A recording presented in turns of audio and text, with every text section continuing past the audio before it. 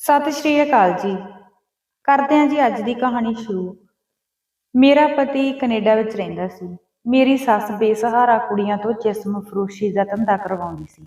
ਮੈਂ ਆਪਣੀ ਸੱਸ ਨੂੰ ਬਹੁਤ ਰੋਕਦੀ, ਪਰ ਉਹ ਅੱਗੋਂ ਮੈਨੂੰ ਕਹਿੰਦੀ ਕਿ ਤੂੰ ਸ਼ੁਕਰ ਕਰ, ਮੈਂ ਤੈਨੂੰ ਛੱਡ ਰਹੀ ਹਾਂ, ਨਹੀਂ ਤਾਂ ਮੈਂ ਤੇਰੀ ਵੀ ਉਹ ਹਾਲਤ ਕਰਦੀ। ਉਹ ਜਦੋਂ ਇਹ ਕਹਿੰਦੀ ਤਾਂ ਮੈਂ ਚੁੱਪ ਕਰ ਜਾਂਦੀ। ਇੱਕ ਦਿਨ ਮੇਰੀ ਸੱਸ 15 ਸਾਲਾਂ ਦੀ ਕੁੜੀ ਨੂੰ ਲੈ ਕੇ ਆਈ ਤੇ ਉਹ ਮੈਨੂੰ ਕਹਿੰਦੀ ਕਿ ਇਹ ਤਾਂ ਮੇਰੇ ਲਈ ਸੋਨੇ ਦੀ ਚਿੜੀ ਆ। ਪਰ ਜਦੋਂ ਹੀ ਰਾਤ ਨੂੰ ਕੋਈ ਵੀ ਮਰਦ ਉਸਦੇ ਕਮਰੇ ਵਿੱਚ ਜਾਂਦਾ ਤਾਂ ਉਹ ਉਲਟੇ ਪੈਰੀ ਵਾਪਸ ਆ ਜਾਂਦਾ। ਇੱਕ ਦਿਨ ਮੇਰੀ ਸੱਸ ਨੇ ਵਜ੍ਹਾ ਪੁੱਛੀ ਤਾਂ ਉਹ ਕਹਿੰਦਾ ਕਿ ਤੂੰ ਖੁਦ ਹੀ ਜਾ ਕੇ ਦੇਖ ਲੈ। ਜਦੋਂ ਮੇਰੀ ਸੱਸ ਅੰਦਰ ਗਈ ਤਾਂ ਮੇਰੀ ਸੱਸ ਵੀ ਭੱਜੀ ਭੱਜੀ ਬਾਹਰ ਆਈ, ਕਿਉਂਕਿ ਉਹ ਲੜਕੀ ਤਾਂ ਅੱਜ ਮੇਰੀ ਸੱਸ ਫਿਰ ਇੱਕ ਬੇਸਹਾਰਾ ਕੁੜੀ ਨੂੰ ਘਰ ਵਿੱਚ ਲੈ ਕੇ ਆਈ। 4 ਮਹੀਨਿਆਂ ਵਿੱਚ ਇਹ 5ਵੀਂ ਕੁੜੀ ਸੀ।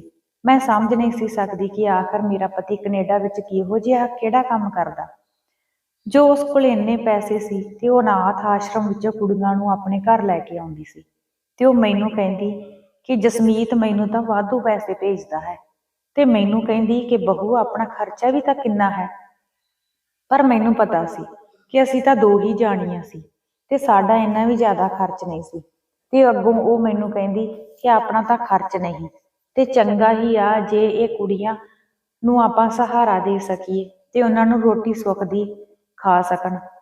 ਪਰ ਮੈਨੂੰ ਨਹੀਂ ਸੀ ਸਮਝ ਆਉਂਦੀ ਕਿ ਰੋਟੀ ਦਿੰਦੀ ਸੀ ਕਿ ਖੁਦ ਉਹਨਾਂ ਤੋਂ ਕਮਾਈ ਕਰਦੀ ਸੀ।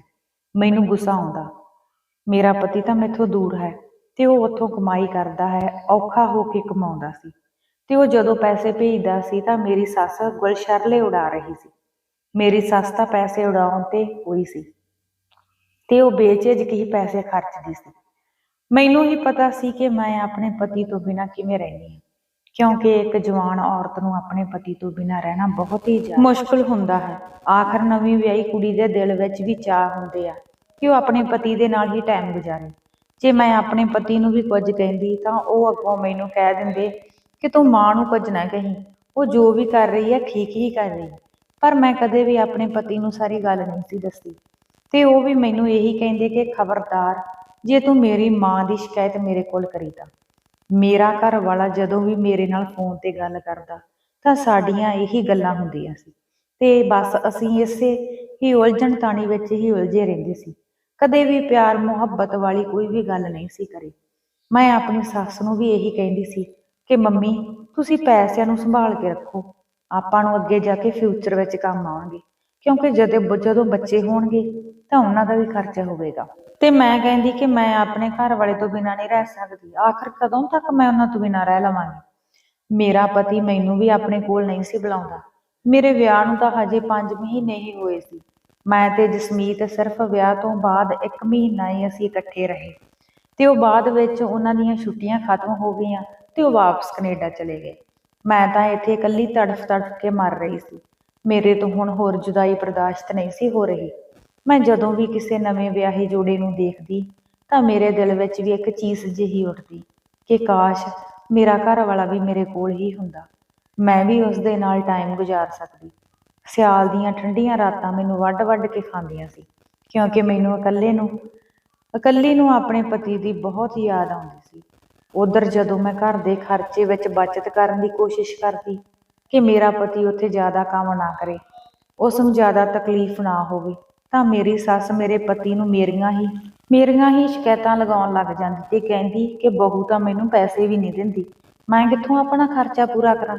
ਤੇ ਉਹ ਮੇਰੇ ਘਰ ਵਾਲੀ ਨੂੰ ਕਹਿੰਦੀ ਕਿ ਮੇਰੇ ਖਰਚੇ ਦੇ ਪੈਸੇ ਤੂੰ ਅਲੱਗ ਮੇਰੇ ਅਕਾਊਂਟ ਵਿੱਚ ਹੀ ਪਾਇਆ ਕਰ, ਮੈਂ ਤੇਰੀ ਘਰ ਵਾਲੀ ਦੇ ਅੱਗੇ ਹੱਥ ਨਹੀਂ ਅੱਡ ਸਕਦੀ। ਇਹ ਗੱਲ ਸੁਣ ਕੇ ਜਸਮੀਤ ਮੇਰੇ ਨਾਲ ਗੁੱਸੇ ਹੋ ਜਾਂਦੇ ਤੇ ਮੈਨੂੰ ਕਹਿੰਦੇ ਕਿ ਆਖਰ ਮਾਂ ਦਾ ਵੀ ਤਾਂ ਹੱਕ ਹੈ ਇਹਨਾਂ ਪੈਸਿਆਂ ਤੇ, ਓਨਾ ਹੀ ਹੈ ਜਿੰਨਾ ਤੇਰਾ, ਕਿਉਂਕਿ ਮਾਂ ਨੇ ਤਾਂ ਮੈਨੂੰ ਪੜ੍ਹਾ ਲਿਖਾ ਕੇ ਬਾਹਰ ਭੇਜਿਆ ਹੈ। ਜੇਕਰ ਮੈਂ ਉਹਨਾਂ ਦੇ ਸ਼ੌਂਕ ਹੀ ਨਾ ਪੂਰੇ ਕੀਤੇ ਤਾਂ ਫਿਰ ਮੇਰਾ ਕੀ ਫਾਇਦਾ ਬਾਹਰ ਜਾਣ ਦਾ।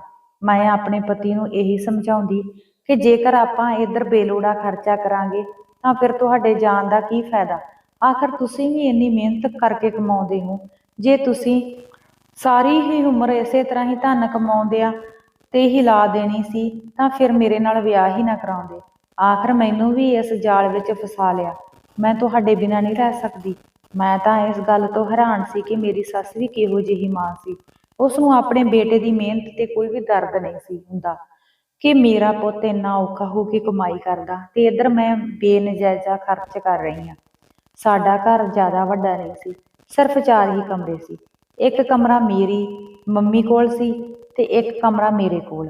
ਇੱਕ ਕਮਰੇ ਵਿੱਚ ਉਹ ਬੇਸਹਾਰਾ ਕੁੜੀਆਂ ਰਹਿੰਦੀਆਂ ਸਨ ਤੇ ਇੱਕ ਕਮਰਾ ਹਮੇਸ਼ਾ ਹੀ ਖਾਲੀ ਰਹਿੰਦਾ ਸੀ ਤੇ ਹਰ ਵਕਤ ਉਸ ਨੂੰ ਤਾਲਾ ਲੱਗਿਆ ਰਹਿੰਦਾ ਸੀ। ਮੈਂ ਅੱਜ ਤੱਕ ਉਸ ਕਮਰੇ ਵਿੱਚ ਨਹੀਂ ਸੀ ਦੇਖਿਆ ਕਿ ਉਹ ਕਿਵੇਂ ਦਾ ਹੈ।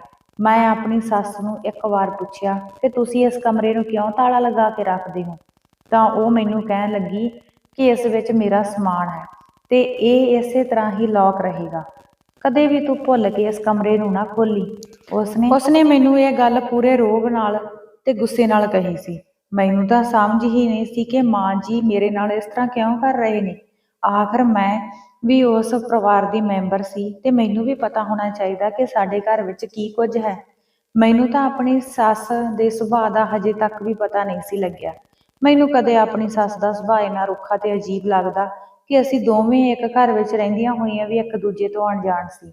ਇੱਕ ਵਾਰ ਮੇਰੀ ਸੱਸ ਮੇਰੇ ਵਿਆਹ ਹੋਏ ਨੂੰ ਹਜੇ 1 ਮਹੀਨਾ ਹੀ ਹੋਇਆ ਸੀ ਤੇ ਮੈਨੂੰ ਕਹਿਣ ਲੱਗੀ ਕਿ ਮੈਂ ਬਾਹਰ ਕੰਮ ਲਈ ਜਾ ਰਹੀ ਹਾਂ। ਜਦੋਂ ਉਹ ਘਰ ਵਾਪਸ ਆਈ ਤਾਂ ਉਹ ਅਨਾਥ ਆਸ਼ਰਮ ਵਿੱਚੋਂ ਇੱਕ ਕੁੜੀ ਨੂੰ ਆਪਣੇ ਨਾਲ ਲੈ ਕੇ ਆਈ, ਜਿਸ ਦੀ ਉਮਰ 17-18 ਸਾਲਾਂ ਦੀ ਸੀ ਤੇ ਉਹ ਕੁੜੀ ਵੀ ਬਹੁਤ ਡਰੀ ਤੇ ਸਹਿਮੀ ਹੋਈ ਸੀ। ਪਹਿਲਾਂ ਤਾਂ ਮੈਨੂੰ ਲੱਗਿਆ ਕਿ ਮੇਰੀ ਸੱਸ ਮੇਰੇ ਲਈ ਨੌਕਰਾਣੀ ਲੈ ਕੇ ਆਈ। ਤਾਂ ਮੈਂ ਆਪਣੀ ਸੱਸ ਨੂੰ ਕਿਹਾ ਕਿ ਮੰਮੀ, ਆਪਾਂ ਨੂੰ ਨੌਕਰਾਣੀ ਦੀ ਕੀ ਲੋੜ ਸੀ, ਆਪਾਂ ਤਾਂ ਦੋਹੇ ਹੀ ਘਰੇ ਹਾਂ ਤੇ ਘਰ ਦਾ ਕੰਮ ਜੋ ਵੀ ਹੁੰਦਾ ਹੈ ਆਪਾਂ ਖੁਦ ਹੀ ਕਰ ਲਵਾਂਗੇ। ਜੇਕਰ ਤੁਹਾਡੇ ਤੋਂ ਕੰਮ ਨਹੀਂ ਹੁੰਦਾ ਤਾਂ ਮੈਂ ਘਰ ਦਾ ਸਾਰਾ ਕੰਮ ਆਪ ਹੀ ਕਰ ਲਿਆ ਕਰਾਂਗੀ। ਮੇਰੀ ਸੱਸ ਨੇ ਮੇਰੀ ਗੱਲ ਦਾ ਜਵਾਬ ਨਾ ਦਿੱਤਾ ਤੇ ਉਸ ਕੁੜੀ ਨੂੰ ਆਪਣੇ ਗਲ ਨਾਲ ਲਗਾ ਕੇ ਕਹਿਣ ਲੱਗੀ ਕਿ ਇਸ ਨੂੰ ਤਾਂ ਮੈਂ ਆਪਣੀ ਧੀ ਬਣਾ ਕੇ ਲਿਆਈ ਹਾਂ। ਇਹ ਬੇਸਹਾਰਾ ਕੁੜੀ ਹੈ ਤੇ ਇਸ ਦਾ ਕੋਈ ਵੀ ਆਪਣਾ ਨਹੀਂ। ਮੈਂ ਉਹਨਾਂ ਦੀ ਗੱਲ ਸੁਣ ਕੇ ਚੁੱਪ ਹੋ ਗਈ। ਉਹਨਾਂ ਨੂੰ ਕਿਹਾ, ਚਲੋ ਕੋਈ ਗੱਲ ਨਹੀਂ, ਇਹ ਵੀ ਕੰਮ ਪੁੰਨ ਦਾ ਕੰਮ ਆ। ਪਰ ਮੇਰੀ ਸੱਸ ਨੇ ਤਾਂ ਇਹ ਸਿਲਸਿਲਾ ਸ਼ੁਰੂ ਹੀ ਕਰ ਲਿਆ। ਹਰ 20-25 ਦਿਨਾਂ ਬਾਅਦ ਇੱਕ ਕੁੜੀ ਆਪਣੇ ਨਾਲ ਸਾਡੇ ਘਰ ਵਿੱਚ ਲੈ ਆਉਂਦੀ ਤੇ ਕਹਿੰਦੀ ਕਿ ਇਹ ਬੇਸਹਾਰਾ ਹੈ। ਉਹ ਕੁੜੀਆਂ ਦੀ ਉਮਰ 17-18 ਸਾਲਾਂ ਦੀ ਹੀ ਹੁੰਦੀ ਸੀ। ਮੈਨੂੰ ਹੁਣ ਤਾਂ ਉਸਦੀ ਇਹ ਹਰਕਤ ਬਹੁਤ ਹੀ ਬੁਰੀ ਲੱਗਣ ਲੱਗ ਗਈ। ਜੇ ਉਸਨੇ ਭਲਾ ਹੀ ਕਰਨਾ ਤਾਂ ਉਹ ਅਨਾਥ ਆਸ਼ਰਮ ਵਿੱਚ ਕੁੜੀਆਂ ਦੇ ਖਰਚ ਲਈ ਪੈਸੇ ਵੀ ਦੇ ਸਕਦੀ। ਕੁੜੀਆਂ ਨੂੰ ਘਰ ਵਿੱਚ ਲਿਆਉਣ ਦਾ ਕੀ ਮਤਲਬ ਸੀ। ਫਿਰ ਦੂਜੀ ਗੱਲ ਮੈਨੂੰ ਇਹ ਅਜੀਬ ਲੱਗਦੀ ਸੀ ਕਿ ਉਹ ਕੁੜੀਆਂ ਜ਼ਿਆਦਾਤਰ ਇੱਕ ਕਮਰੇ ਵਿੱਚ ਹੀ ਇਕੱਠੀਆਂ ਰਹਿੰਦੀਆਂ ਸੀ ਤੇ ਮੇਰੇ ਨਾਲ ਤਾਂ ਕੋਈ ਵੀ ਗੱਲਬਾਤ ਨਹੀਂ ਸੀ ਕਰਦੀਆਂ। ਮੈਨੂੰ ਤਾਂ ਉਹਨਾਂ ਦਾ ਰੋਟੀ ਟੁੱਕ ਹੀ ਬਣਾਉਣਾ ਪੈਂਦਾ ਸੀ, ਬਾਕੀ ਉਹ ਆਪਣੇ ਕੰਮ ਖੁਦ ਕਰ ਲੈਂਦੀਆਂ ਸੀ। ਜਦੋਂ ਮੈਂ ਅੱਜ ਆਪਣੇ ਪਤੀ ਜਸਮੀਤ ਨੂੰ ਮਾਂ ਦੀ ਸ਼ਿਕਾਇਤ ਕੀਤੀ ਤਾਂ ਮੇਰੀ ਸੱਸ ਮੇਰੇ ਨਾਲ ਗੁੱਸੇ ਹੋ ਗਈ। ਜਦੋਂ ਮੈਂ ਸੁਬਾਹ ਨਾਸ਼ਤਾ ਬਣਾ ਰਹੀ ਸੀ ਤਾਂ ਮੇਰੀ ਸੱਸ ਨੇ ਮੇਰੇ ਹੱਥਾਂ ਵਿੱਚੋਂ ਪਰੌਂਠੇ ਹੀ ਖੋਹ ਲਏ ਤੇ ਕਹਿਣ ਲੱਗੇ ਕਿ ਤੂੰ ਰਹਿਣ ਹੀ ਦੇ, ਮੈਂ ਖੁਦ ਹੀ ਬਣਾ ਲਵਾਂਗੀ। ਤੂੰ ਮੇਰੇ ਤੇ ਮੇਰੀਆਂ ਕੁੜੀਆਂ ਦੇ ਉੱਪਰ ਕੋਈ ਅਹਿਸਾਨ ਨਾ ਕਰ। ਜੇ ਤੂੰ ਕੰਮ ਕਰਦੀ ਇੰਨੀ ਹੀ ਔਖੀ ਹੈ ਤਾਂ ਮੈਨੂੰ ਤੂੰ ਕਹਿ ਸਕਦੀ ਹੈ। ਮੇਰੇ ਬੇਟੇ ਨੂੰ ਮੇਰੀ ਸ਼ਿਕਾਇਤ ਕਰਨ ਦਾ ਤੈਨੂੰ ਕੋਈ ਹੱਕ ਨਹੀਂ। ਹਜੇ ਤੱਕ ਤਾਂ ਮੇਰੇ ਵਿੱਚ ਇੰਨੀ ਤਾਕਤ ਆ ਕਿ ਮੈਂ ਆਪਣਾ ਕੰਮ ਖੁਦ ਕਰ ਸਕਦੀ ਹਾਂ। ਮੇਰੇ ਬੁੱਢੇ ਹੱਡਾਂ ਵਿੱਚ ਹਜੇ ਤਾਂ ਜਾਨ ਹੈ। ਮੈਂ ਸਮਝ ਗਈ ਸੀ ਕਿ ਮੇਰੇ ਪਤੀ ਜਸਮੀਤ ਨੇ ਮੰਮੀ ਨੂੰ ਕੁਝ ਨਾ ਕੁਝ ਉਹ ਮੇਰੀ ਗੱਲ ਨਹੀਂ ਸੀ ਸਮਝਦੀ ਤੇ ਹਰ ਵਾਰ ਮੇਰੇ ਨਾਲ ਲੜਾਈ ਹੀ ਕਰਨ ਲੱਗ ਜਾਂਦੀ ਸੀ। ਤਾਂ ਮੈਂ ਆਪਣੀ ਸੱਸ ਨੂੰ ਇੱਕ ਵਾਰ ਕਿਹਾ ਕਿ ਮੰਮੀ, ਤੁਸੀਂ ਮੇਰੀ ਗੱਲ ਨੂੰ ਕਿਉਂ ਨਹੀਂ ਸਮਝਦੇ। ਤੁਸੀਂ 5 ਕੁੜੀਆਂ ਨੂੰ ਅਨਾਥ ਆਸ਼ਰਮ ਵਿੱਚੋਂ ਲੈ ਆਏ, ਪਰ ਆਪਣੇ ਘਰ ਵਿੱਚ ਇੰਨੀ ਵੀ ਜਗ੍ਹਾ ਨਹੀਂ ਕਿ ਆਪਾਂ ਆਪਣੇ ਘਰ ਨੂੰ ਹੀ ਅਨਾਥ ਆਸ਼ਰਮ ਬਣਾ ਲਈਏ ਤੇ ਨਾ ਹੀ ਆਪਾਂ ਇੰਨੇ ਜ਼ਿਆਦਾ ਅਮੀਰ ਹਾਂ ਕਿ ਆਪਾਂ 5 ਕੁੜੀਆਂ ਦਾ ਖਰਚਾ ਚੱਕ ਸਕੀਏ। ਪਰ ਮੇਰੀ ਸੱਸ ਮੇਰੀ ਕੋਈ ਵੀ ਗੱਲ ਨਹੀਂ ਸੀ ਸੁਣਦੀ ਤੇ ਕਹਿੰਦੀ ਸੀ ਕਿ ਇਹਨਾਂ ਕੁੜੀਆਂ ਦਾ ਫਿਕਰ ਮੈਨੂੰ ਹੀ ਹੈ। ਮੈਨੂੰ ਕਹਿੰਦੀ ਕਿ ਤੂੰ ਆਪਣੇ ਘਰ ਵਾਲੇ ਦੀ ਕਮਾਈ ਆਪਣੇ ਕੋਲ ਹੀ ਰੱਖੀ, ਮੈਨੂੰ ਕੋਈ ਲੋੜ ਨਹੀਂ। ਤੇ ਉਸ ਨੇ ਇਸ ਗੱਲ ਨੂੰ ਵੀ ਮੈਨੂੰ ਪੂਰੇ ਰੋਹਬ ਤੇ ਗੁੱਸੇ ਨਾਲ ਹੀ ਕਿਹਾ ਸੀ। ਮੈਂ ਚੁੱਪ ਹੀ ਕਰ ਗਈ ਤੇ ਆਪਣੀ ਸੱਸ ਨੂੰ ਉਸ ਤੋਂ ਬਾਅਦ ਕੁਝ ਨਾ ਕਿਹਾ। ਪਰ ਇਹ ਗੱਲ ਇੱਥੋਂ ਤੱਕ ਹੀ ਸੀਮਤ ਨਹੀਂ। ਕੁਝ ਦਿਨਾਂ ਬਾਅਦ ਮੈਨੂੰ ਇਸ ਤਰ੍ਹਾਂ ਮਹਿਸੂਸ ਹੋਇਆ ਕਿ ਮੇਰਾ ਅਚਾਨਕ ਹੀ ਸਿਰ ਦਰਦ ਕਰਨ ਲੱਗ ਗਿਆ। ਮੈਂ ਰਾਤ ਨੂੰ ਖਾਣਾ ਖਾ ਕੇ ਸੌਂਦੀ ਸੀ ਤਾਂ ਮੈਨੂੰ ਖਾਣੇ ਖਾਣ ਤੋਂ ਬਾਅਦ ਬਹੁਤ ਹੀ ਗਹਿਰੀ ਨੀਂਦ ਆਉਂਦੀ। ਮੈਂ ਕਦੇ ਵੀ ਆਪਣੇ ਘਰ ਵਾਲੇ ਦੇ ਨਾਲ ਰਾਤ ਨੂੰ ਫੋਨ ਤੇ ਗੱਲ ਵੀ ਨਹੀਂ ਸੀ ਕਰ ਸਕਦੀ ਕਿਉਂਕਿ ਮੈਨੂੰ ਨੀਂਦ ਹੀ ਇੰਨਾ ਘੇਰਾ ਪਾ ਲੈਂਦੀ ਸੀ। ਜਦੋਂ ਮੈਂ ਸੁਬਾਹ ਉੱਠਦੀ ਤਾਂ ਮੇਰਾ ਬਹੁਤ ਸਿਰ ਦਰਦ ਕਰਦਾ। ਮੈਂ ਤਾਂ ਆਪਣੀ ਹਾਲਤ ਤੋਂ ਬਹੁਤ ਹੀ ਜ਼ਿਆਦਾ ਪਰੇਸ਼ਾਨ ਸੀ। ਮੈਨੂੰ ਸਮਝ ਨਹੀਂ ਸੀ ਆਉਂਦੀ ਕਿ ਮੇਰਾ ਹਰ ਵਕਤ ਸਿਰ ਦਰਦ ਤੇ ਚੱਕਰ ਕਿਉਂ ਆਉਂਦੇ ਹਨ। ਹੁਣ ਤਾਂ ਮੈਨੂੰ ਦਿਨ ਦੇ ਵਿੱਚ ਵੀ ਪੂਰੀ ਨੀਂਦ ਆਉਂਦੀ ਸੀ। ਇੱਕ ਰਾਤ ਨੂੰ ਮੈਂ ਖਾਣਾ ਨਾ ਖਾਧਾ ਤੇ ਮੈਂ ਦੁੱਧ ਪੀ ਕੇ ਹੀ ਸੌਂ ਗਈ। ਮੈਨੂੰ ਨੀਂਦ ਇੰਨੀ ਜ਼ਿਆਦਾ ਆ ਰਹੀ ਸੀ ਕਿ ਮੈਨੂੰ ਕੁਝ ਵੀ ਨਾ ਪਤਾ ਲੱਗਿਆ ਕਿ ਮੈਂ ਕਿੱਥੇ ਪਈ ਹਾਂ। ਉਸ ਰਾਤ ਨੂੰ ਮੈਨੂੰ ਬਹੁਤ ਹੀ ਗਹਿਰੀ ਨੀਂਦ ਆਈ, ਪਰ ਜੋ ਉਸ ਰਾਤ ਹੋਇਆ ਉਹ ਤਾਂ ਮੇਰਾ ਮੰਨਣ ਨੂੰ ਬਿਲਕੁਲ ਵੀ ਦਿਲ ਨਹੀਂ ਸੀ ਕਰਦਾ। ਜਦੋਂ ਅਚਾਨਕ ਹੀ 3 ਵਜੇ ਮੇਰੀ ਅੱਖ ਖੁੱਲੀ ਤਾਂ ਮੈਨੂੰ ਕਿਸੇ ਦੇ ਅਚਾਨਕ ਹੀ ਸਿਸਕੀਆਂ ਦੀ ਆਵਾਜ਼ ਆਈ। ਆਵਾਜ਼ਾਂ ਇੰਨੀਆਂ ਤੇਜ਼ ਸੀ ਕਿ ਮੈਂ ਆਪਣੀ ਨੀਂਦ ਤੋਂ ਜਾਗ ਪਈ ਤੇ ਮੈਨੂੰ ਕਿਸੇ ਦੇ ਜ਼ੋਰ-ਜ਼ੋਰ ਦੀ ਬੋਲਣ ਦੀ ਆਵਾਜ਼ ਸੁਣਾਈ ਦਿੱਤੀ। ਇਹ ਆਵਾਜ਼ਾਂ ਮੇਰੇ ਨਾਲ ਦੇ ਕਮਰੇ ਵਿੱਚੋਂ ਆ ਰਹੀਆਂ ਸੀ, ਜਿਸ ਨੂੰ ਲੋਕ ਲੱਗਿਆ ਹੋਇਆ ਸੀ। ਮੈਨੂੰ ਕੋਈ ਵੀ ਕੁਝ ਵੀ ਸਮਝ ਨਹੀਂ ਸੀ ਆਈ ਕਿ ਇਸ ਵਕਤ ਕੌਣ ਹੋ ਸਕਦਾ। ਮੈਂ ਆਪਣੇ ਬੈੱਡ ਤੋਂ ਉੱਠ ਕੇ ਖੜੀ ਹੋ ਗਈ ਤੇ ਮੈਂ ਆਪਣੇ ਕਮਰੇ ਦੇ ਗੇਟ ਕੋਲ ਚਲੀ ਗਈ, ਪਰ ਮੈਨੂੰ ਅਚਾਨਕ ਹੀ ਬਹੁਤ ਤੇਜ਼ ਧੱਕਾ ਲੱਗਾ। ਜਦੋਂ ਮੈਂ ਗੇਟ ਦੇ ਹੈਂਡਲ ਨੂੰ ਖੋਲ੍ਹਣ ਦੇ ਲਈ ਘੁਮਾਇਆ ਤਾਂ ਕਮਰੇ ਦਾ ਗੇਟ ਬਾਹਰੋਂ ਲੌਕ ਸੀ। ਮੈਨੂੰ ਸਮਝ ਨਾ ਆਈ ਕਿ ਮੇਰਾ ਕਮਰਾ ਕਿਸ ਨੇ ਲੌਕ ਕਰ ਦਿੱਤਾ। ਮੈਂ ਆਖਰ ਬੈੱਡ ਤੇ ਆ ਕੇ ਫਿਰ ਲੰਬੀ ਪੈ ਗਈ ਤੇ ਮੇਰੇ ਦਿਮਾਗ ਵਿੱਚ ਤਰ੍ਹਾਂ-ਤਰ੍ਹਾਂ ਦੀਆਂ ਗੱਲਾਂ ਆਉਣ ਲੱਗੀਆਂ ਕਿ ਆਖਰ ਬਾਹਰ ਅਜਿਹਾ ਕੀ ਹੋ ਰਿਹਾ ਜੋ ਮੇਰੇ ਤੋਂ ਚੋਰੀ-ਚੋਰੀ ਹੀ ਕਰ ਰਹੇ ਨੇ। ਮੈਨੂੰ ਕੁੜੀ ਦੇ ਰੋਣ ਦੀ ਆਵਾਜ਼ ਸੁਣਾਈ ਦੇ ਰਹੀ ਸੀ। ਆਖਰ ਕੌਣ ਕੁੜੀ ਹੋ ਸਕਦੀ ਸੀ ਜੋ ਇਸ ਤਰ੍ਹਾਂ ਰਾਤ ਨੂੰ ਰੋ ਰਹੀ ਸੀ। ਇਹ ਆਵਾਜ਼ ਉਸ ਬੰਦ ਕਮਰੇ ਵਿੱਚੋਂ ਹੀ ਆ ਰਹੀ ਸੀ ਜਿੱਥੇ ਮੇਰੀ ਸੱਸ ਨੇ ਕਿਸੇ ਨੂੰ ਜਾਣ ਨਹੀਂ ਦਿੱਤਾ। ਮੇਰੇ ਕਮਰੇ ਦਾ ਇੱਕ ਗੇਟ ਤੇ ਇੱਕ ਖਿੜਕੀ ਸੀ ਤੇ ਉਸ ਖਿੜਕੀ ਦੇ ਉੱਪਰ ਲੋਹੇ ਦੀ ਗ੍ਰਿਲ ਬਣੀ ਹੋਈ ਸੀ। ਜਦੋਂ ਮੈਂ ਖਿੜਕੀ ਤਾਂ ਬਾਹਰ ਵਿਹੜੇ ਵਿੱਚ ਹਨੇਰ ਘੁੱਪ ਸੀ ਤੇ ਬਾਹਰ ਕੁਝ ਵੀ ਦਿਖਾਈ ਨਹੀਂ ਸੀ ਦੇ ਰਿਹਾ। ਮੈਨੂੰ ਤਾਂ ਸਮਝ ਨਹੀਂ ਸੀ ਆ ਰਿਹਾ ਕਿ ਆਖਰ ਮੇਰੇ ਕਮਰੇ ਨੂੰ ਬਾਹਰੋਂ ਕਿਉਂ ਬੰਦ ਕਰ ਦਿੱਤਾ ਸੀ। ਸਾਡੇ ਘਰ ਦਾ ਨਕਸ਼ਾ ਕੁਝ ਇਸ ਤਰ੍ਹਾਂ ਦਾ ਸੀ ਕਿ ਮੇਨ ਗੇਟ ਤੋਂ ਅੰਦਰ ਆਉਂਦੇ ਹੀ ਇੱਕ ਵੱਡਾ ਸਾਰਾ ਵਿਹੜਾ ਬਣਿਆ ਹੋਇਆ ਸੀ। ਉਸ ਦੇ ਬਾਅਦ ਅੰਦਰ ਜਾਣ ਦੇ ਲਈ ਇੱਕ ਲੌਬੀ ਦਾ ਗੇਟ ਬਣਿਆ ਹੋਇਆ ਸੀ। ਕਮਰੇ ਲੌਬੀ ਦੇ ਆਲੇ ਦੁਆਲੇ ਹੀ ਬਣੇ ਸੀ, ਪਰ ਕਮਰਿਆਂ ਦੀਆਂ ਖਿੜਕੀਆਂ ਵਿਹੜੇ ਦੇ ਵਿੱਚ ਹੀ ਖੁੱਲ੍ਹਦੀਆਂ ਸਨ। ਮੇਰਾ ਦਿਮਾਗ ਤਾਂ ਬਸ ਇਸ ਗੱਲ ਵਿੱਚ ਹੀ ਉਲਝਿਆ ਹੋਇਆ ਸੀ ਕਿ ਮੰਮੀ ਨੇ ਮੇਰਾ ਕਮਰੇ ਦਾ ਦਰਵਾਜ਼ਾ ਕਿਉਂ ਬੰਦ ਕਰ ਦਿੱਤਾ। ਮੇਰੀ ਸੱਸ ਵੱਲੋਂ ਲਿਆਂਦੀਆਂ ਹੋਈਆਂ ਕੁੜੀਆਂ ਵਿੱਚੋਂ ਕਿਹੜੀ ਕੁੜੀ ਨੂੰ ਉਸ ਕਮਰੇ ਵਿੱਚ ਬੰਦ ਕੀਤਾ ਸੀ ਤੇ ਕਿਉਂ? ਮੈਂ ਮੰਮੀ ਨੂੰ ਕਦੇ ਵੀ ਉਹਨਾਂ ਕੁੜੀਆਂ ਦੇ ਨਾਲ ਸਖਤ ਵਰਤਾਵ ਕਰਦੇ ਨਹੀਂ ਸੀ ਦੇਖਿਆ, ਪਰ ਮੈਂ ਸੋਚਿਆ ਕਿ ਉਹ ਕੁੜੀਆਂ ਤਾਂ ਕਦੇ ਵੀ ਦਿਨ ਦੇ ਟਾਈਮ ਨਹੀਂ ਲੜੀਆਂ, ਫਿਰ ਉਹ ਰਾਤ ਨੂੰ ਅਚਾਨਕ ਉਹਨਾਂ ਨੂੰ ਕੀ ਹੋ ਗਿਆ? ਉਸ ਕਮਰੇ ਨੂੰ ਲੌਕ ਲੱਗਿਆ ਹੁੰਦਾ ਸੀ ਤੇ ਉਸ ਦੀ ਚਾਬੀ ਮੇਰੀ ਸੱਸ ਕੋਲ ਹਮੇਸ਼ਾ ਹੀ ਹੁੰਦੀ ਸੀ। ਉਸ ਕਮਰੇ ਵਿੱਚ ਅਜਿਹਾ ਕੀ ਸੀ ਕਿ ਕੁੜੀਆਂ ਇੰਨੀਆਂ ਚੀਕਾਂ ਕਿਉਂ ਮਾਰ ਰਹੀ ਸੀ? ਫਿਰ ਅਚਾਨਕ ਹੀ ਵਿਹੜੇ ਵਾਲੀ ਲਾਈਟ ਕਿਸੇ ਨੇ ਜਗਾਈ। ਜੋ ਮੈਂ ਦੇਖਿਆ ਉਹ ਦੇਖ ਕੇ ਤਾਂ ਮੇਰੀਆਂ ਅੱਖਾਂ ਅੱਡੀਆਂ ਹੀ ਰਹਿ ਗਈਆਂ। ਜੋ ਕੁਝ ਵੀ ਮੈਂ ਦੇਖਿਆ ਮੈਨੂੰ ਇਸ ਤਰ੍ਹਾਂ ਲੱਗਿਆ ਕਿ ਸ਼ਾਇਦ ਇਹ ਮੇਰਾ ਵਹਿਮ ਹੋਵੇਗਾ। ਮੈਂ ਸੋਚ ਵੀ ਨਹੀਂ ਸਕਦੀ ਕਿ ਸਾਡੇ ਘਰ ਵਿੱਚ ਇੰਨਾ ਗੰਦਾ ਕੰਮ ਹੋ ਰਿਹਾ। ਮੇਰਾ ਤਾਂ ਦਿਮਾਗ ਹੀ ਹਿੱਲ ਗਿਆ। ਮੇਰੀ ਸੱਸ ਨੇ ਤਾਂ ਸਾਡੇ ਘਰ ਨੂੰ ਕੰਜਰਖਾਨਾ ਬਣਾ ਦਿੱਤਾ ਸੀ। ਜੋ ਕੁਝ ਵੀ ਹੋ ਰਿਹਾ ਸੀ ਉਹ ਤਾਂ ਮੈਂ ਕਦੇ ਸੁਪਨੇ ਵਿੱਚ ਵੀ ਨਹੀਂ ਸੀ ਸੋਚਿਆ। ਮੇਰੇ ਦਿਮਾਗ ਵਿੱਚ ਤਾਂ ਤੂਫਾਨ ਚੱਲਣ ਲੱਗਿਆ। ਮੈਨੂੰ ਤਾਂ ਇਸ ਤਰ੍ਹਾਂ ਮਹਿਸੂਸ ਹੋ ਰਿਹਾ ਸੀ ਕਿ ਮੇਰਾ ਦਿਲ ਤਾਂ ਫਟ ਹੀ ਜਾਵੇਗਾ ਤੇ ਮੈਨੂੰ ਹਾਰਟ ਅਟੈਕ ਹੋ ਜਾਵੇਗਾ। ਮੇਰੀਆਂ ਅੱਖਾਂ ਵਿੱਚੋਂ ਹੰਝੂ ਨਿਕਲਣ ਲੱਗੇ। ਮੈਂ ਆਪਣੇ ਮਾਪਿਆਂ ਦੀ ਇੱਕੋ ਇੱਕ ਕੁੜੀ ਸੀ। ਉਹ ਮੇਰੇ ਮਾਪੇ ਇਟਲੀ ਗਏ ਹੋਏ ਸਨ। ਮੇਰੇ ਵਿਆਹ ਤੋਂ ਬਾਅਦ ਉਹ ਮੇਰੀ ਮਾਂ ਨੂੰ ਵੀ ਮੇਰੇ ਪਾਪਾ ਆਪਣੇ ਨਾਲ ਹੀ ਇਟਲੀ ਲੈ ਗਏ। ਇਸ ਵਕਤ ਮੇਰਾ ਇਸ ਸ਼ਹਿਰ ਵਿੱਚ ਕੋਈ ਵੀ ਨਹੀਂ ਸੀ, ਨਾ ਤਾਂ ਮੇਰੇ ਮੰਮੀ ਪਾਪਾ ਮੇਰੇ ਕੋਲ ਆ ਸਕਦੇ ਸੀ। ਮੈਂ ਤਾਂ ਬਹੁਤ ਹੀ ਵੱਡੀ ਮੁਸੀਬਤ ਵਿੱਚ ਫਸ ਗਈ। ਪੂਰੀ ਰਾਤ ਮੇਰੀਆਂ ਅੱਖਾਂ ਵਿੱਚੋਂ ਦੀ ਨਿਕਲੀ, ਫਿਰ ਮੇਰੀ ਅੱਖ ਲੱਗ ਗਈ ਤੇ ਮੈਨੂੰ ਪਤਾ ਹੀ ਨਾ ਲੱਗਾ। ਪਰ ਜਦੋਂ ਮੈਂ ਆਪਣੇ ਕਮਰੇ ਦਾ ਗੇਟ ਖੋਲ੍ਹਿਆ ਤਾਂ ਮੇਰੇ ਕਮਰੇ ਦਾ ਗੇਟ ਖੁੱਲ੍ਹਾ ਸੀ। ਜਦੋਂ ਮੈਂ ਸੁਬਾਹ ਕਮਰੇ ਤੋਂ ਬਾਹਰ ਆਈ ਤਾਂ ਸਭ ਕੁਝ ਨਾਰਮਲ ਸੀ ਤੇ ਸਾਰੀਆਂ ਕੁੜੀਆਂ ਮੇਰੀ ਸੱਸ ਦੇ ਨਾਲ ਨਾਸ਼ਤਾ ਕਰ ਰਹੀਆਂ ਸੀ। ਮੈਂ ਤਾਂ ਹੈਰਾਨ ਸੀ ਕਿ ਰਾਤ ਨੂੰ ਜੋ ਕੁਝ ਵੀ ਹੋਇਆ ਕਿਸੇ ਕੁੜੀ ਦੇ ਚਿਹਰੇ ਦੇ ਉੱਪਰ ਕੋਈ ਵੀ ਡਰ ਨਹੀਂ ਸੀ। ਫਿਰ ਮੈਂ ਉਹਨਾਂ ਕੁੜੀਆਂ ਵੱਲ ਪੂਰਾ ਧਿਆਨ ਦਿੱਤਾ ਤਾਂ ਉਹ ਕੁੜੀਆਂ ਹਰ ਰੋਜ਼ ਜ਼ਿਆਦਾਤਰ ਚੁੱਪ ਹੀ ਰਹਿੰਦੀਆਂ ਸੀ ਤੇ ਸਾਰਾ ਦਿਨ ਆਪਣੇ ਕਮਰੇ ਵਿੱਚ ਹੀ ਬੰਦ ਰਹਿੰਦੀਆਂ ਸੀ। ਸਿਰਫ ਖਾਣਾ ਖਾਣ ਦੇ ਲਈ ਹੀ ਬਾਹਰ ਆਉਂਦੀਆਂ ਸੀ। ਮੈਂ ਚੁੱਪਚਾਪ ਕਿਚਨ ਵਿੱਚ ਗਈ ਤੇ ਆਪਣੇ ਲਈ ਨਾਸ਼ਤਾ ਬਣਾਉਣ ਲੱਗ ਪਈ। ਮੇਰੇ ਦਿਮਾਗ ਵਿੱਚ ਤਾਂ ਉਹੀ ਰਾਤ ਵਾਲੀ ਕਹਾਣੀ ਚੱਲ ਰਹੀ ਸੀ। ਮੈਂ ਸੋਚ ਰਹੀ ਸੀ ਕਿ ਆਖਰ ਫਿਰ ਰਾਤ ਨੂੰ ਮੇਰੇ ਕਮਰੇ ਦਾ ਦਰਵਾਜ਼ਾ ਬੰਦ ਕਰ ਦਿੱਤਾ ਜਾਵੇਗਾ ਤੇ ਪਤਾ ਨਹੀਂ ਰਾਤ ਨੂੰ ਬਾਹਰ ਕੀ ਹੋਵੇਗਾ।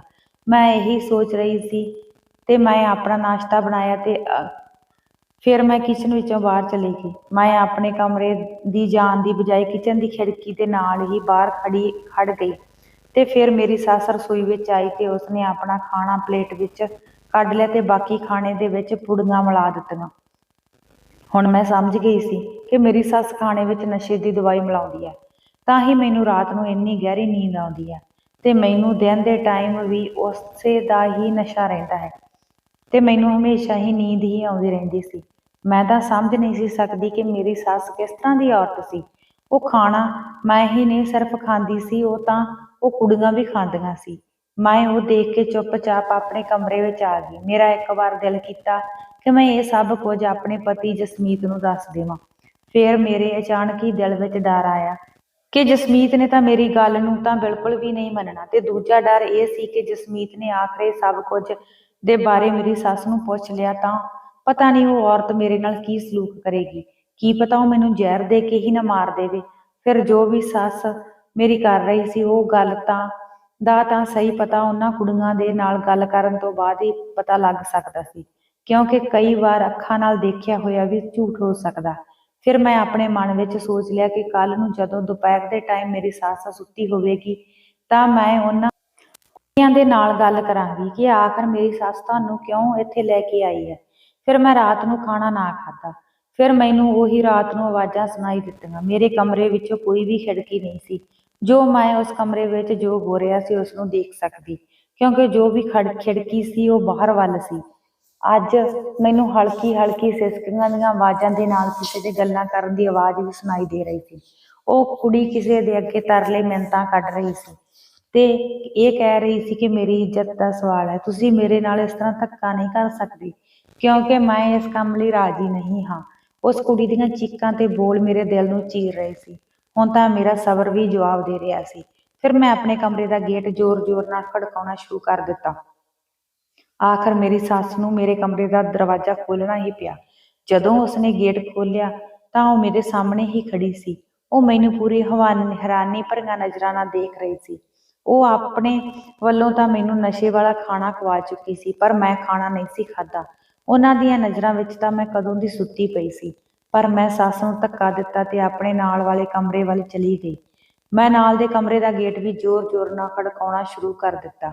ਮੇਰੀ ਸੱਸ ਨੇ ਮੈਨੂੰ ਬਹੁਤ ਰੋਕਣਾ ਚਾਹਿਆ, ਪਰ ਮੈਂ ਉਹਨਾਂ ਨੂੰ ਫਿਰ ਧੱਕਾ ਦੇ ਦਿੱਤਾ ਤੇ ਪਿਛਾਂਹ ਨੂੰ ਸੁੱਟ ਦਿੱਤਾ। ਮੈਂ ਉਸ ਕਮਰੇ ਵਿੱਚ ਦੇਖਣਾ ਚਾਹੁੰਦੀ ਸੀ ਕਿ ਆਖਰ ਉੱਥੇ ਕੀ ਹੋ ਰਿਹਾ। ਮੈਂ ਕਮਰੇ ਦਾ ਗੇਟ ਜ਼ੋਰ-ਜ਼ੋਰ ਨਾਲ ਖੜਕਾਉਣਾ ਸ਼ੁਰੂ ਕਰ ਦਿੱਤਾ। ਆਖਰ ਮਜਬੂਰ ਹੋ ਕੇ ਅੰਦਰੋਂ ਕਿਸੇ ਨੇ ਗੇਟ ਖੋਲ੍ਹ ਹੀ ਦਿੱਤਾ।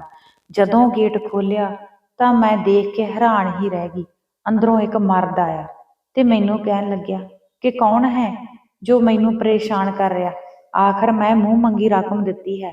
ਮੈਂ ਉਸ ਇਨਸਾਨ ਨੂੰ ਗੁੱਸੇ ਤੇ ਪੂਰੇ ਰੋਹਬ ਨਾਲ ਕਿਹਾ ਕਿ ਮੇਰੇ ਘਰ ਵਿੱਚੋਂ ਨਿਕਲ ਜਾ, ਨਹੀਂ ਤਾਂ ਮੈਂ ਪੁਲਿਸ ਨੂੰ ਕੰਪਲੇਂਟ ਕਰ ਦੇਵਾਂਗੀ। ਮੇਰੇ ਇਸ ਤਰ੍ਹਾਂ ਕਹਿਣ ਤੇ ਉਹ ਡਰ ਗਿਆ। ਇਸ ਲਈ ਉਸਨੇ ਆਪਣੇ ਕੱਪੜੇ ਪਾਏ ਤੇ ਕਮਰੇ ਵਿੱਚੋਂ ਬਾਹਰ ਚਲਾ ਗਿਆ ਤੇ ਮੇਰੀ ਸੱਸ ਨੂੰ ਗੁੱਸੇ ਵਿੱਚ ਬੁਰਾ ਭਲਾ ਕਹਿੰਦਾ ਹੋਇਆ ਬਾਹਰ ਨੂੰ ਚਲਾ ਗਿਆ। ਮੈਂ ਜਦੋਂ ਕਮਰੇ ਵਿੱਚ ਗਈ ਤਾਂ ਉਹਨਾਂ ਬੇਸਹਾਰਾ ਕੁੜੀਆਂ ਵਿੱਚੋਂ ਇੱਕ ਕੁੜੀ ਰੋ ਰਹੀ ਸੀ।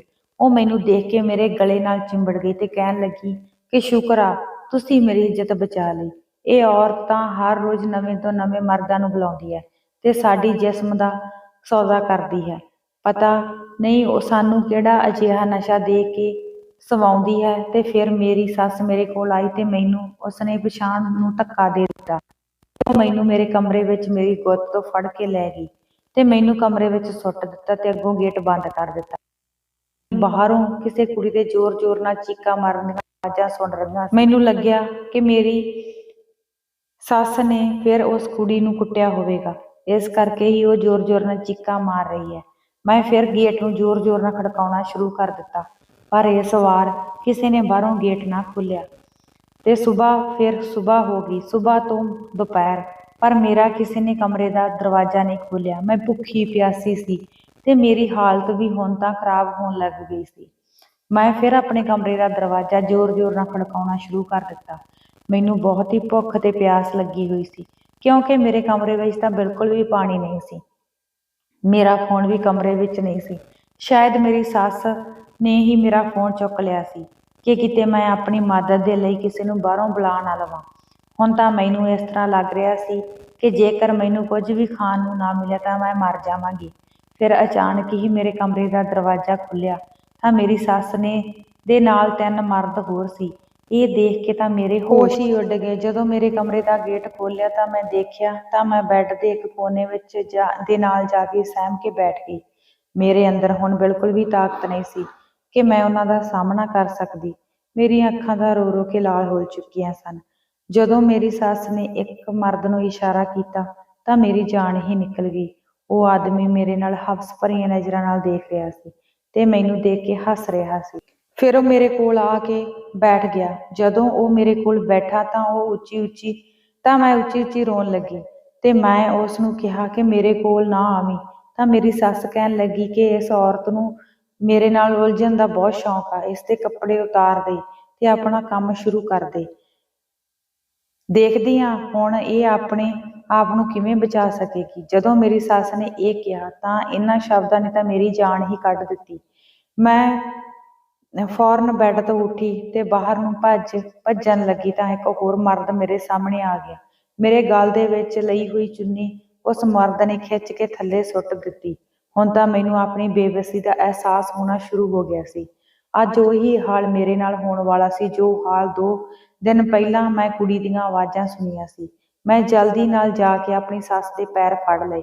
ਮੈਂ ਹੱਥ ਜੋੜ ਕੇ ਉਸ ਦੇ ਅੱਗੇ ਤਰਲੇ ਮਿੰਨਤਾਂ ਕੱਢਣ ਲੱਗੀ ਪਰ ਕਿ ਉਹ ਮੇਰੀ ਇੱਜ਼ਤ ਨੂੰ ਇਸ ਤਰ੍ਹਾਂ ਨਾਲ ਨਾ ਖੇਡੇ। ਮੈਂ ਉਸ ਨੂੰ ਕਿਹਾ ਕਿ ਮੈਂ ਤਾਂ ਤੇਰੇ ਪੁੱਤ ਦੀ ਘਰਵਾਲੀ ਹਾਂ। ਤਾਂ ਫਿਰ ਮੇਰੀ ਸੱਸ ਨੇ ਮੇਰੀ ਗੁੱਤ ਤੋਂ ਫੜ ਕੇ ਮੈਨੂੰ ਉੱਪਰ ਨੂੰ ਖੜਾ ਕੀਤਾ ਤੇ ਮੇਰੇ ਵੱਲ ਪੂਰੇ ਗੁੱਸੇ ਨਾਲ ਦੇਖ ਰਹੀ ਸੀ ਤੇ ਮੈਨੂੰ ਕਹਿਣ ਲੱਗੀ ਕਿ ਜੇ ਤੂੰ ਅੱਗੇ ਤੋਂ ਮੇਰੇ ਕੰਮ ਵਿੱਚ ਦਖਲ ਅੰਦਾਜ਼ੀ ਕਰੀ ਤਾਂ ਮੇਰੇ ਤੋਂ ਬੁਰਾ ਕੋਈ ਨਹੀਂ ਹੋਵੇਗਾ। ਜੇ ਤੂੰ ਮੇਰੇ ਕੰਮਾਂ ਵਿੱਚ ਲੱਤ ਉਡਾਉਣ ਦੀ ਕੋਸ਼ਿਸ਼ ਕੀਤੀ ਤਾਂ ਮੈਂ ਤੇਰੀ ਇੱਜ਼ਤ ਨੂੰ ਇਸੇ ਤਰ੍ਹਾਂ ਹੀ ਤਾਰ-ਤਾਰ ਕਰ ਦੇਵਾਂਗੀ। ਇਹ ਕਹਿ ਕੇ ਮੇਰੀ ਸੱਸ ਨੇ ਮੈਨੂੰ ਬੈੱਡ ਦੇ ਫਿਰ ਧੱਕਾ ਦੇ ਦਿੱਤਾ। ਮੈਂ ਬੈੱਡ ਦੀ ਬਜਾਏ ਥੱਲੇ ਹੀ ਡਿੱਗ ਪਈ ਪਰ ਉਹ ਤਿੰਨਾਂ ਮਰਦਾਂ ਨੂੰ ਲੈ ਕੇ ਉਹ ਮੇਰੇ ਕਮਰੇ ਵਿੱਚੋਂ ਬਾਹਰ ਨੂੰ ਚਲੀ ਗਈ। ਮੈਂ ਉਸ ਟਾਈਮ ਬਹੁਤ ਜ਼ਿਆਦਾ ਰੋਈ। ਮੇਰਾ ਫੋਨ ਵੀ ਮੇਰੀ ਸੱਸ ਦੇ ਕੋਲ ਹੀ ਸੀ। ਹੁਣ ਤਾਂ ਮੇਰੇ ਵਿੱਚ ਇੰਨੀ ਵੀ ਜਾਨ ਨਹੀਂ ਸੀ ਕਿ ਮੈਂ ਕੁਝ ਆਵਾਜ਼ਾਂ ਮਾਰ ਸਕਦੀ। ਹੁਣ ਤਾਂ ਬਿਲਕੁਲ ਹੀ ਚੁੱਪ ਹੋ ਗਈ ਕਿਉਂਕਿ ਹੁਣ ਤਾਂ ਇਹ ਸਭ ਕੁਝ ਮੇਰੇ ਵੱਸ ਤੋਂ ਬਾਹਰ ਸੀ ਤੇ ਮੈਂ ਬਿਲਕੁਲ ਬੇਵੱਸ ਸੀ। ਹੁਣ ਤਾਂ ਸ਼ਰੇਆਮ ਸਾਡੇ ਘਰ ਵਿੱਚ ਗੈਰ ਮਰਦਾਂ ਦਾ ਆਉਣਾ ਜਾਣਾ ਲੱਗਿਆ ਹੀ ਰਹਿੰਦਾ ਸੀ। ਉਸ ਕੁੜੀ ਦੀਆਂ ਚੀਕਾਂ ਮੈਂ ਹਰ ਰਾਤ ਸੁਣਦੀ ਸੀ। ਮੈਂ ਤਾਂ ਖੁਦ ਪਰੇਸ਼ਾਨ ਸੀ ਕਿ ਮੈਂ ਕੁਝ ਵੀ ਨਹੀਂ ਸੀ ਕਰ ਸਕਦੀ। ਫਿਰ ਇੱਕ ਦਿਨ ਉਹਨਾਂ ਕੁੜੀਆਂ ਵਿੱਚੋਂ ਇੱਕ ਕੁੜੀ ਮਰ ਗਈ। ਉਸ ਨੇ ਆਪਣੇ ਨਬਜ਼ ਨੂੰ ਕੱਟ ਲਿਆ ਤੇ ਆਪਣੀ ਮੌਤ ਨੂੰ ਗਲੇ ਲਗਾ ਲਿਆ। ਉਸ ਕੁੜੀ ਨੇ ਇਸ ਨਰਕ ਭਰੀ ਜ਼ਿੰਦਗੀ ਤੋਂ ਛੁਟਕਾਰਾ ਪਾਉਣ ਦੇ ਲਈ ਮੌਤ ਨੂੰ ਗਲ ਨਾਲ ਲਾ ਲਿਆ। ਉਸ ਦਿਨ ਦੂਜੀਆਂ ਕੁੜੀਆਂ ਵੀ ਬਹੁਤ ਜ਼ਿਆਦਾ ਰੋਈਆਂ ਤੇ ਮੈਂ ਵੀ ਬਹੁਤ ਜ਼ਿਆਦਾ ਰੋਈ ਪਰ ਮੇਰੀ ਸੱਸ ਬਿਲਕੁਲ ਪੱਥਰ ਦਿਲ ਔਰਤ ਸੀ। ਉਸਨੇ ਨਾ ਤਾਂ ਉਸ ਕੁੜੀ ਦੇ ਮਰਨ ਦਾ ਗਮ ਕੀਤਾ ਤੇ ਨਾ ਹੀ ਸਾਡੇ ਤੇ ਕੋਈ ਦਇਆ ਕੀਤੀ। ਫਿਰ ਉਹਨਾਂ ਕੁੜੀਆਂ ਵਿੱਚੋਂ ਇੱਕ ਕੁੜੀ ਉੱਚੀ ਉੱਚੀ ਰੋਣ ਲੱਗੀ ਤੇ ਕਹਿਣ ਲੱਗੀ ਕਿ ਮੈਂ ਵੀ ਮਰ ਜਾਊਂਗੀ ਤੇ ਇਸ ਨਰਕ ਭਰੀ ਜ਼ਿੰਦਗੀ ਨੂੰ ਇਸ ਤਰ੍ਹਾਂ ਨਹੀਂ ਜੀ ਸਕਦੀ। ਤੇ ਉਹ ਕਹਿਣ ਲੱਗੀ ਕਿ ਇਹ ਔਰਤ ਤਾਂ ਬਹੁਤ ਹੀ ਜ਼ਿਆਦਾ ਖਤਰਨਾਕ ਹੈ ਤੇ ਪੱਥਰ ਦਿਲ ਹੈ। ਇਹ ਔਰਤ ਸਾਨੂੰ ਅਨਾਥ ਆਸ਼ਰਮ ਵਿੱਚੋਂ ਬੇਟੀ ਬਣਾ ਕੇ ਲਿਆਈ ਸੀ ਤੇ ਸਾਡੇ ਤੋਂ ਧੰਦਾ ਕਰਵਾਉਂਦੀ ਸੀ। ਜੋ ਉਹ ਕੁੜੀ ਕਹਿ ਰਹੀ ਸੀ ਉਹ ਸੁਣ ਕੇ ਤਾਂ ਮੈਂ ਸੁੰਨ ਹੀ ਹੋ ਗਈ। ਤਾਂ ਉਹ ਕੁੜੀ ਕਹਿਣ ਲੱਗੀ ਕਿ ਇਸ ਦਾ ਬੇਟਾ ਵੀ ਇਹੀ ਕੰਮ ਕਰਦਾ ਹੋਵੇਗਾ ਜੋ ਇਹ ਔਰਤ ਕਰਦੀ ਹੈ ਤੇ ਉਹ ਕਈ ਕੁੜੀਆਂ ਨੂੰ ਫਿਰ ਦੂਜੇ ਸਟੇਟਾਂ ਵਿੱਚ ਵੇਚ ਦਿੰਦੀ ਸੀ ਤੇ ਉਹਨਾਂ ਤੋਂ ਮੋਟੀ ਕਮਾਈ ਕਰਦੀ ਸੀ। ਮੈਂ ਤਾਂ ਜਦੋਂ ਉਸ ਕੁੜੀ ਦੇ ਮੂੰਹੋਂ ਇਹ ਸਾਰੀਆਂ ਗੱਲਾਂ ਸੁਣੀਆਂ ਤਾਂ ਮੈਨੂੰ ਆਪਣੇ ਮੰਮੀ ਪਾਪਾ ਤੇ ਬਹੁਤ ਜ਼ਿਆਦਾ ਗੁੱਸਾ ਆ ਰਿਹਾ ਸੀ ਕਿ ਉਹਨਾਂ ਨੇ ਮੇਰੇ ਲਈ ਕੀ ਦੇਖਿਆ। ਉਹਨਾਂ ਨੇ ਸਿਰਫ ਇਹੀ ਦੇਖਿਆ ਕਿ ਮੁੰਡਾ ਬਾਹਰ ਗਿਆ ਤੇ ਬਾਹਰ ਦੀ ਕਮਾਈ ਕਰਦਾ। ਉਹਨਾਂ ਨੇ ਇਸ ਪਰਿਵਾਰ ਦੀ ਇੱਜ਼ਤ ਨੂੰ ਨਹੀਂ ਦੇਖਿਆ ਤੇ ਨਾ ਹੀ ਉਹਨਾਂ ਦਾ ਖਾਨਦਾਨ ਦੇਖਿਆ। ਬਸ ਉਹਨਾਂ ਨੇ ਸਿਰਫ ਇਹੀ ਦੇਖਿਆ ਕਿ ਪਰਿਵਾਰ ਵਿੱਚ ਇੱਕ ਮਾਂ ਤੇ ਪੁੱਤ ਹੀ ਹਨ ਤੇ ਸਾਡੀ ਧੀ ਰਾਜ ਕਰੂਗੀ। ਪਰ ਇਹ ਨਹੀਂ ਸੀ ਪਤਾ ਕਿ ਉਹ ਤਾਂ ਕਾਲੀ ਕਮਾਈ ਕਰਦੇ ਹਨ। ਉਹ ਤਾਂ ਸਿਰਫ ਇਹੀ ਚਾਹੁੰਦੇ ਸੀ ਕਿ ਸਾਡੀ ਕੁੜੀ ਨੂੰ ਸਹੁਰੇ ਘਰ ਜਾ ਕੇ ਕੋਈ ਜ਼ਿਆਦਾ ਉਲਝਾ ਨਾ ਹੋਵੇ ਤੇ ਉਹ ਸੁਖੀ ਰਹੇ। ਹਰ ਮਾਂ-ਬਾਪ ਦੀ ਇਹੀ ਖੁਆਇਸ਼ ਹੁੰਦੀ ਹੈ ਕਿ ਪਰਿਵਾਰ ਛੋਟਾ ਹੀ ਹੋਵੇ ਤਾਂ ਹੀ ਵਧੀਆ। ਪਰ ਮਾਂ-ਬਾਪ ਨੂੰ ਵੀ ਚਾਹੀਦਾ ਕਿ ਉਹਨਾਂ ਦੇ ਖਾਨਦਾਨ ਦੀ ਵੀ ਚੰਗੀ ਤਰ੍ਹਾਂ ਪੜਤਾਲ ਕੀਤੀ ਜਾਵੇ ਕਿ ਉਹ ਕਿਸ ਤਰ੍ਹਾਂ ਦੇ ਹਨ, ਉਹਨਾਂ ਦਾ ਚਾਲ ਚੱਲਣ ਕਿਸ ਤਰ੍ਹਾਂ ਦਾ ਹੈ। ਆਖਿਰ ਕੁੜੀ ਨੇ ਸਾਰੀ ਜ਼ਿੰਦਗੀ ਉਸ ਘਰ ਵਿੱਚ ਹੀ ਕੱਟਣੀ ਹੁੰਦੀ ਹੈ। ਮੈਨੂੰ ਤਾਂ ਹੁਣ ਸਮਝ ਨਹੀਂ ਸੀ ਆ ਰਹੀ ਕਿ ਮੈਂ ਹੁਣ ਕਿੱਥੇ ਜਾਵਾਂ। ਫਿਰ ਇੱਕ ਦਿਨ ਮੇਰੀ ਸੱਸ 15 ਸਾਲਾਂ ਦੀ ਕੁੜੀ ਨੂੰ ਆਪਣੀ ਧੀ ਬਣਾ ਕੇ ਫਿਰ ਘਰ ਲੈ ਆਈ। ਉਸ ਨੂੰ ਦੇਖ ਕੇ ਤਾਂ ਮੈਨੂੰ ਬਹੁਤ ਹੀ ਤਰਸ ਆਇਆ। ਮੈਨੂੰ ਆਪਣੀ ਸੱਸ ਤੇ ਬਹੁਤ ਗੁੱਸਾ ਆ ਰਿਹਾ ਸੀ। ਉਹ ਆਪਣੇ ਇਸ ਜਿਸਮ ਫਰੋਸ਼ੀ ਦੇ ਧੰਦੇ ਵਿੱਚ ਛੋਟੀਆਂ-ਛੋਟੀਆਂ ਕੁੜੀਆਂ ਦਾ ਪਾਪ ਕਰ ਰਹੀ ਸੀ। ਉਸ ਦੀ ਉਮਰ ਤਾਂ ਬਹੁਤ ਹੀ ਜ਼ਿਆਦਾ ਛੋਟੀ ਸੀ। ਪਰ ਅਜੀਬ ਗੱਲ ਇਹ ਸੀ ਕਿ ਜਦੋਂ ਵੀ ਕੋਈ ਮਰਦ ਉਸਦੇ ਕਮਰੇ ਵਿੱਚ ਜਾਂਦਾ ਸੀ ਤਾਂ ਉਹ ਓਨੀ ਪੈਰੀ ਕਮਰੇ ਵਿੱਚੋਂ ਹੀ ਭੱਜ ਜਾਂਦਾ ਸੀ। ਮੈਨੂੰ ਤਾਂ ਇਹ ਸਮਝ ਨਹੀਂ ਸੀ ਆ ਰਿਹਾ ਕਿ ਹਰ ਮਰਦ ਉਸ 15 ਸਾਲਾਂ ਦੀ ਕੁੜੀ ਤੋਂ ਡਰ ਕੇ ਕਿਉਂ ਭੱਜ ਰਹੇ ਸੀ। ਇਸ ਤਰ੍ਹਾਂ ਕਿਸੇ ਇੱਕ ਮਰਦ ਨਾਲ ਨਹੀਂ ਸੀ ਹੋਇਆ। ਜੋ ਵੀ ਮਰਦ ਉਸਦੇ ਕਮਰੇ ਵਿੱਚ ਜਾਂਦਾ ਸੀ ਪਰ ਭੱਜਦਾ ਹੋਇਆ ਹੀ ਕਮਰੇ ਤੋਂ ਬਾਹਰ ਆ ਜਾਂਦਾ ਸੀ। ਉਹ ਕੁੜੀ ਦੇਖਣ ਵਿੱਚ ਬਹੁਤ ਜ਼ਿਆਦਾ ਸੋਹਣੀ ਸੁਨੱਖੀ ਸੀ ਤੇ ਦੁਬਾਰਾ ਕਦੇ ਵੀ ਉਹ ਮਰਦ ਸਾਡੇ ਘਰ ਨਹੀਂ ਸੀ ਆਉਂਦਾ। ਮੇਰੀ ਸੱਸ ਦੇ ਤਾਂ ਗਾਹਕ ਟੁੱਟਣ ਲੱਗ ਗਏ। ਇੱਕ ਦਿਨ ਇੱਕ ਮਰਦ ਉਸਦੇ ਕਮਰੇ ਵਿੱਚ ਬਾਹਰ ਘਬਰਾਇਆ ਹੋਇਆ ਆਇਆ ਤਾਂ ਮੇਰੀ ਸੱਸ ਨੇ ਉਸਦੀ ਬਾਂਹ ਫੜ ਕੇ ਉਸਨੂੰ ਪੁੱਛਿਆ ਕਿ ਆਖਰ ਕੀ ਗੱਲ ਹੈ। ਤਾਂ ਉਹ ਕਹਿਣ ਲੱਗਿਆ ਕਿ ਤੂੰ ਹੀ ਖੁਦ ਜਾ ਕੇ ਦੇਖ ਲੈ। ਇੰਨਾ ਕਹਿ ਕੇ ਉਹ ਆਦਮੀ ਸਾਡੇ ਘਰ ਵਿੱਚੋਂ ਭੱਜ ਕੇ ਬਾਹਰ ਨੂੰ ਚਲਾ ਗਿਆ। ਮੇਰੀ ਸੱਸ ਓਨੀ ਪੈਰੀ ਉਸ ਕਮਰੇ ਵਿੱਚ ਚਲੀ ਗਈ ਤਾਂ ਉਹ ਚੀਖਦੀ ਹੋਈ ਬਾਹਰ ਆਈ ਤੇ ਰੋਣ ਪਿੱਟਣ ਲੱਗ ਗਈ ਤੇ ਉਹ ਬੇਹੋਸ਼ ਹੋ ਗਈ। ਜਦੋਂ ਮੈਂ ਕਮਰੇ ਵਿੱਚ ਗਈ ਤਾਂ ਉਹ ਕੁੜੀ ਬਹੁਤ ਹੀ ਆਰਾਮ ਨਾਲ ਬੈਠੀ ਹੋਈ ਸੀ। ਜਦੋਂ ਮੈਂ ਉਸਨੂੰ ਪੁੱਛਿਆ ਕਿ ਤੂੰ ਅਜਿਹਾ ਕਿਹੜਾ ਕੰਮ ਕਰਦੀ ਆ ਜੋ ਸਾਰੇ ਹੀ ਮਰਦ ਤੇਰੇ ਤੋਂ ਡਰਦੇ ਹੋਏ ਬਾਹਰ ਨੂੰ ਭੱਜਦੇ ਹਨ, ਤਾਂ ਉਹ ਮੈਨੂੰ ਕਹਿਣ ਲੱਗੀ ਕਿ ਜਦੋਂ ਵੀ ਕੋਈ ਪਰਾਇਆ ਮਰਦ ਮੇਰੇ ਕੋਲ ਆਉਂਦਾ ਹੈ ਤਾਂ ਮੈਂ ਗੀਤਾ ਦਾ ਪਾਠ ਕਰਨਾ ਸ਼ੁਰੂ ਕਰ ਦਿੰਦੀ ਹਾਂ ਤਾਂ ਉਹ ਪਾਠ ਨੂੰ ਸੁਣ ਕੇ ਮੇਰੇ ਨੇੜੇ ਤੱਕ ਤੇੜੇ ਨਹੀਂ ਆਉਂਦਾ। ਇਸ ਕਰਕੇ ਉਹ ਘਬਰਾ ਕੇ ਬਾਹਰ ਨੂੰ ਚਲੇ ਜਾਂਦੇ ਹਨ, ਕਿਉਂਕਿ ਮੇਰਾ ਆਪਣੇ ਪ੍ਰਮਾਤਮਾ ਤੇ ਪੂਰਾ ਵਿਸ਼ਵਾਸ ਹੈ। ਜਦੋਂ ਤੇਰੀ ਸੱਸ ਇਸ ਕਮਰੇ ਵਿੱਚ ਆਈ ਤਾਂ ਮੈਂ ਉਸ ਟਾਈਮ ਵੀ ਪਾਠ ਕਰ ਰਹੀ ਸੀ। ਤੇਰੀ ਸੱਸ ਇਹ ਦੇਖ ਕੇ ਬੇਹੋਸ਼ ਹੋ ਗਈ ਕਿਉਂਕਿ ਮੈਂ ਬਚਪਨ ਤੋਂ ਹੀ ਛੋਟੇ ਹੁੰਦਿਆਂ ਤੋਂ ਹੀ ਪਾਠ ਕਰਦੀ ਸੀ। ਇਸ ਕਰਕੇ ਪ੍ਰਮਾਤਮਾ ਵਿੱਚ ਮੈਨੂੰ ਬਹੁਤ ਜ਼ਿਆਦਾ ਵਿਸ਼ਵਾਸ ਹੈ। ਮੇਰਾ ਪ੍ਰਮਾਤਮਾ ਮੇਰੇ ਨਾਲ ਕੁਝ ਵੀ ਗਲਤ ਨਹੀਂ ਹੋਣ ਦਿੰਦਾ। ਜਦੋਂ ਮੈਂ ਉਸ ਇੱਕ ਛੋਟੀ ਜਿਹੀ ਉਮਰ ਦੀ ਕੁੜੀ ਦੇ ਮੂੰਹੋਂ ਇਹ ਗੱਲ ਸੁਣੀ ਤਾਂ ਮੈਂ ਬਹੁਤ ਖੁਸ਼ ਹੋਈ ਕਿ ਉਸ ਦਾ ਆਪਣੇ ਪ੍ਰਮਾਤਮਾ ਤੇ ਪੂਰਾ ਵਿਸ਼ਵਾਸ ਹੈ। ਮੇਰੀ ਸੱਸ ਉਸ ਤੋਂ ਬਾਅਦ ਬਹੁਤ ਹੀ ਜ਼ਿਆਦਾ ਬਿਮਾਰ ਰਹਿਣ ਲੱਗ ਪਈ ਤੇ ਹੌਲੀ ਹੌਲੀ ਉਸ ਦੀ 1 ਮਹੀਨੇ ਵਿੱਚ ਹੀ ਮੌਤ ਹੋ ਗਈ। ਮੇਰੀ ਸੱਸ ਨੂੰ ਆਪਣੇ ਕੀਤੇ ਕਰਮਾਂ ਦੀ ਸਜ਼ਾ ਮਿਲ ਗਈ। ਉਸਨੇ ਬਹੁਤ ਹੀ ਕੁੜੀਆਂ ਨਾਲ ਗਲਤ ਕੀਤਾ ਸੀ। ਉਹ ਜਦੋਂ ਮਰੀ ਤਾਂ 1 ਮਹੀਨੇ ਦੇ ਵਿੱਚ ਹੀ ਉਸਦੇ ਸਰੀਰ ਵਿੱਚ ਕੀੜੇ ਪੈ ਗਏ। ਕੋਈ ਵੀ ਉਸ ਨੂੰ ਸਾਂਭ ਸੰਭਾਲ ਨਹੀਂ ਸੀ ਸਕਦਾ। ਮੈਂ ਵੀ ਉਸ ਤੋਂ ਨਫ਼ਰਤ ਕਰਦੀ ਸੀ। ਜਦੋਂ ਮੈਂ 1 ਮਹੀਨੇ ਬਾਅਦ ਉਸ ਦੀ ਮੌਤ ਦੀ ਖਬਰ ਮੇਰੇ ਘਰ ਵਾਲੇ ਨੂੰ ਪਤਾ ਲੱਗੀ ਤਾਂ ਮੇਰੇ ਪਤੀ ਨੂੰ ਆਪਣੀ ਮਾਂ ਦੀ ਮੌਤ ਦੀ ਗੱਲ ਸੁਣ ਕੇ ਬਹੁਤ ਜ਼ਿਆਦਾ ਦੁਖੀ ਹੋਏ। ਪਰ ਮੈਂ ਬਹੁਤ ਖੁਸ਼ ਸੀ ਕਿਉਂਕਿ ਇੱਕ ਜ਼ਾਲਮ ਔਰਤ ਦਾ ਖਾਤਮਾ ਹੋ ਚੁੱਕਾ ਸੀ। ਮੈਨੂੰ ਵੀ ਉਸ ਕੁੜੀ ਦੀ ਗੱਲ ਸੁਣ ਕੇ ਪ੍ਰਮਾਤਮਾ ਤੇ ਵਿਸ਼ਵਾਸ ਬਣ ਗਿਆ ਤੇ ਮੈਂ ਵੀ ਉਸ ਦੇ ਤਰ੍ਹਾਂ ਹੀ ਭਗਤੀ ਕਰਨ ਲੱਗ ਗਈ।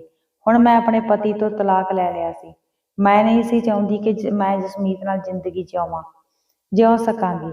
ਹੁਣ ਜਦੋਂ ਵੀ ਮੈਂ ਕਿਸੇ ਮੰਦਿਰ ਵਿੱਚ ਜਾਂਦੀ ਤਾਂ ਉਸ ਕੁੜੀ ਦਾ ਚਿਹਰਾ ਮੇਰੀਆਂ ਅੱਖਾਂ ਦੇ ਸਾਹਮਣੇ ਪਹਿਲਾਂ ਹੀ ਆ ਜਾਂਦਾ ਸੀ, ਕਿਉਂਕਿ ਕਈ ਵਾਰ ਚੰਗੇ ਇਨਸਾਨ ਹਮੇਸ਼ਾ ਹੀ ਆਪਣੀਆਂ ਯਾਦਾਂ ਛੱਡ ਜਾਂਦੇ ਹਨ। ਆਖਰ ਪ੍ਰਮਾਤਮਾ ਦੇ ਨਾਮ ਸਿਮਰਨ ਵਿੱਚ ਬਹੁਤ ਹੀ ਜ਼ਿਆਦਾ ਤਾਕਤ ਹੁੰਦੀ ਹੈ। ਉਹ ਕਦੇ ਵੀ ਕਿਸੇ ਇਨਸਾਨ ਨਾਲ ਬੁਰਾ ਨਹੀਂ ਹੋਣ ਦਿੰਦੇ। ਇਸ ਕਰਕੇ ਜੋ ਵੀ ਮੇਰੇ ਨਾਲ ਹੋਇਆ ਉਹ ਚੰਗਾ ਹੀ ਹੋਇਆ ਤੇ ਮੇਰੀ ਸੱਸ ਇਸ ਦੁਨੀਆ ਵਿੱਚੋਂ ਚਲੀ ਗਈ। ਇੱਕ ਪ੍ਰਮਾਤਮਾ ਦਾ ਨਾਮ ਹੀ ਸੱਚਾ ਹੈ। ਜੋ ਪ੍ਰਮਾਤਮਾ ਤੇ ਵਿਸ਼ਵਾਸ ਕਰਦਾ ਹੈ, ਪ੍ਰਮਾਤਮਾ ਉਸ ਨੂੰ ਕਦੇ ਵੀ ਡੋਲਣ ਨਹੀਂ ਦਿੰਦਾ। ਹਾਂਜੀ ਦੋਸਤੋ, ਅੱਜ ਦੀ ਕਹਾਣੀ ਬਾਰੇ ਕੀ ਵਿਚਾਰ ਨੇ ਕਮੈਂਟਾਂ ਰਾਹੀਂ ਜ਼ਰੂਰ ਦੱਸਿਓ। ਜੇਕਰ ਤੁਹਾਨੂੰ ਸਾਡੀਆਂ ਕਹਾਣੀਆਂ ਵਧੀਆ ਲੱਗਦੀਆਂ ਹਨ ਤਾਂ ਪਲੀਜ਼ ਲਾਈਕ ਸ਼ੇਅਰ ਵੀ ਜ਼ਰੂਰ ਕਰ ਦਿਓ। ਚੈਨਲ ਤੇ ਪਹਿਲੀ ਵਾਰ ਆਏ ਹੋ ਤਾਂ ਚੈਨਲ ਨੂੰ ਸਬਸਕ੍ਰਾਈਬ ਵੀ ਜ਼ਰੂਰ ਕਰਕੇ ਜਾਇਓ। ਮਿਲਾਂਗੇ ਜੀ ਕਿਸੇ ਹੋਰ ਨਵੀਂ ਕਹਾਣੀ ਦੇ ਨਾਲ। ਤਦ ਤੱਕ ਲਈ ਦਿਓ ਇਜਾਜ਼ਤ। ਸਤਿ ਸ਼੍ਰੀ ਅਕਾਲ।